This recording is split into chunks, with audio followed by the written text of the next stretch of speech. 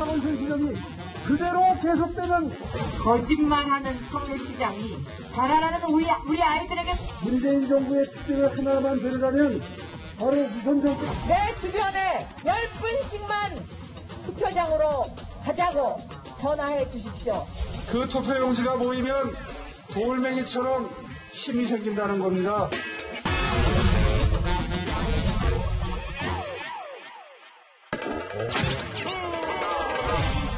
노동자들이 하고 아침 일찍 전화해서 서울의 새벽을 깨우는 분들이 함께 하는 그런 버스입니다.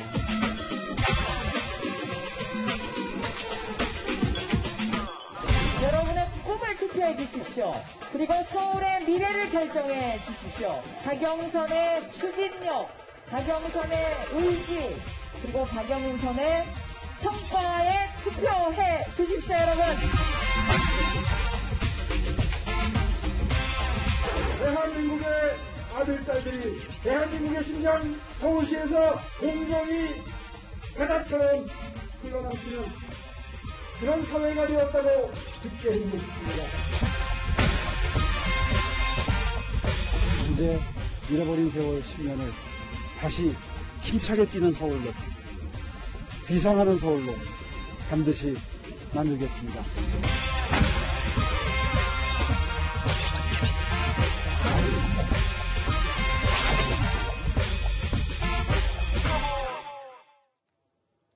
자, 언제나 날카롭고 정확한 분석을 해주시는 전문가 세 분이 스튜디오에 오늘도 나와 있습니다.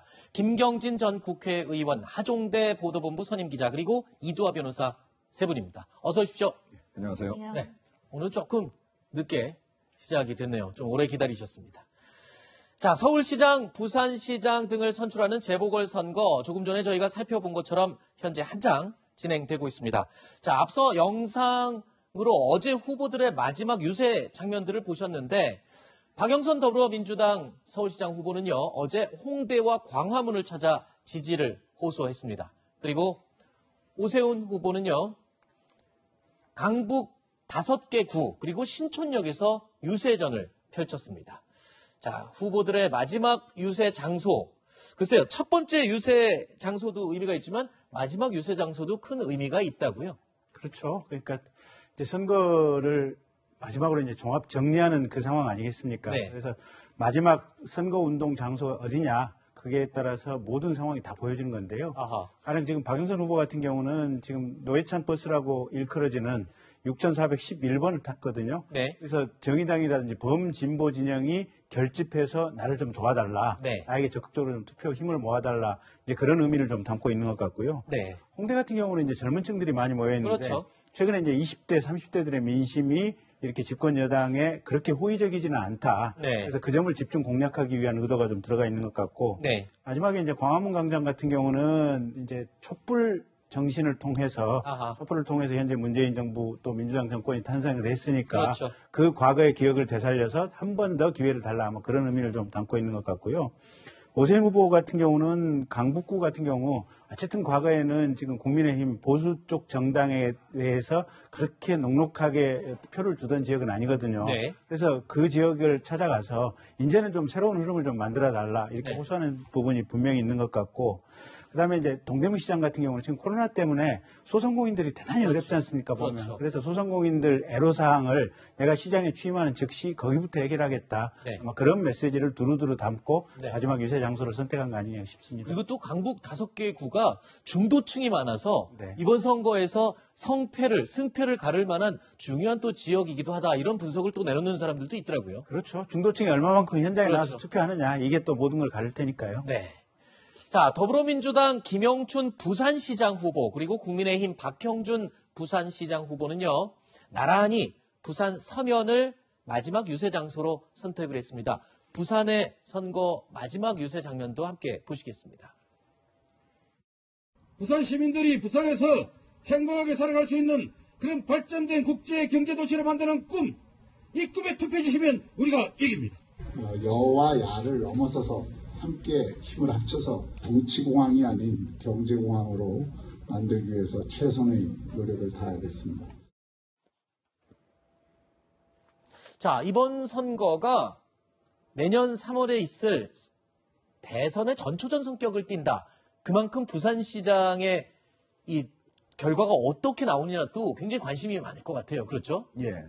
그래서 사실은 이제 더불어민주당 같은 경우에 지도부가 네. 그리고 국민의힘도 지도부가 부산을 여러 번 갔어요. 그런데 이낙연 전 대표 같은 경우는 부산을 10번 가까이 찾았다라고 얘기를 하는데 그만큼 이제 양당이 총력전을 펼쳤다 이렇게 볼 수가 있는데 네. 서울 같은 경우에는요.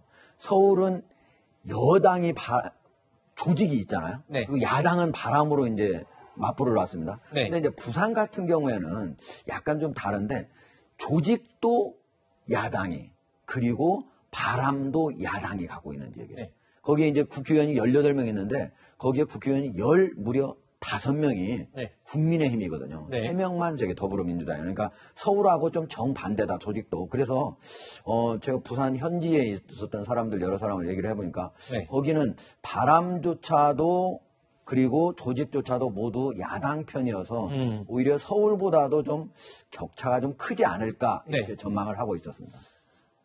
각 당은 이번 선거의 결과를 어떻게 전망하고 있을까요? 앞부분에 저희가 이 취재 기자들을 통해서 알아보기도 했지만 민주당은요. 박빙의 승부를 그리고 국민의힘은 압승을 자신하고 있습니다. 직접 들어보시죠. 3% 내외의 박빙 승부.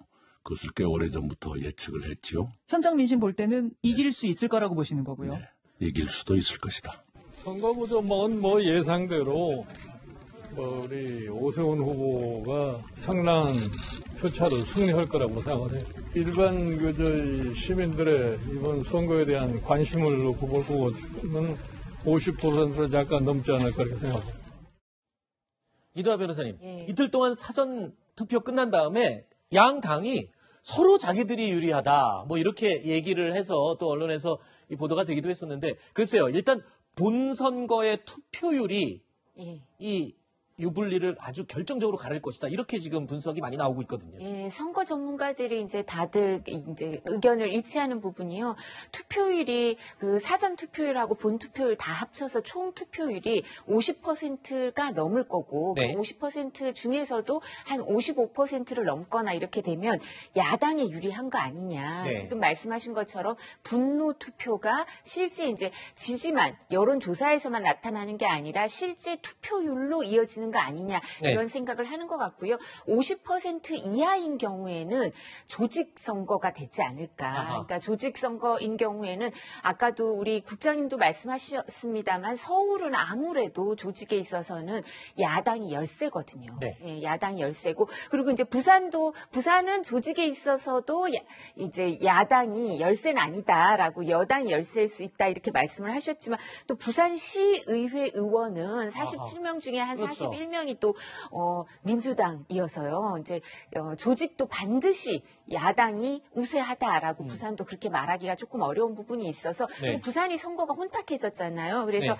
아무래도 저렇게 지금 말씀하시는 거는 이제 희망사항이 현실로 그렇죠. 되기를 바라는 거고요. 네. 그리고 본 투표가 오늘도 지금 진행 중이에요. 그리고 점심시간 아하. 그리고 6시 이후에 또 그렇죠. 얼마나 투표를 하실지 공휴일이 아니니까 실제 투표율이 얼마가 나올지 이제 그 부분이 우려가 되니까 그렇죠. 지지층한테 결집해달라. 그리고 꼭 투표를 해달라 호소하기 위해서 당신이 찍는 이제 표가 사표가 안 될 거다. 네. 찍는 표가 그대로 당선으로 연결될 거다라고 지지층에게 호소를 하고 또 네. 중도층도 꼭 투표를 해서 정치에 무관심한 대가는 자신보다 못한 사람의 지배를 알겠습니다. 받는 거다라는 플라톤의 말을 또 상기시키고 있습니다. 아유, 오늘 뭐 하실 말씀을 마치 준비를 해오신 것처럼 너무 청산 유수처럼 해주시네요.